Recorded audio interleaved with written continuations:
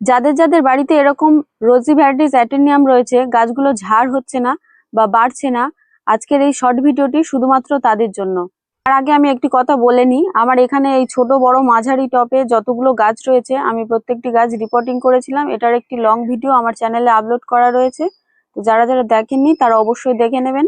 যাদের গাছ এখন বাড়ছে না তারা অবশ্যই করে মিক্সচার দেবেন 10 দিন পর, মানে মাসে 3 বার দেবেন। আর এরকম গাছে ফুল থাকলে ফুলের মায়া করলে চলবে না, তাহলে গাছটা বাড়বে না।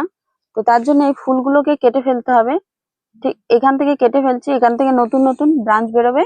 গাছ মাটির মিডিয়াতে রয়েছে তারা অবশ্যই মাসে 2বার খোল জল দেবেন। দেখুন আমি এই গাছের ডগগুলোকে একটু কেটে দিয়েছিলাম, তো এখান থেকে অলরেডি ব্রাঞ্চ বেরিয়ে গেছে। দেখুন প্রত্যেকটি গাছ আমি রিপোর্টিং করে ডালগুলোকে কেটেছিলাম, প্রত্যেকটি গাছে দেখুন ব্রাঞ্চ বেরিয়েছে কত সুন্দর। এইভাবে ঝাড় করতে হবে, আর না হলে গাছটি এরকম লম্বা হয়ে চলে যাবে।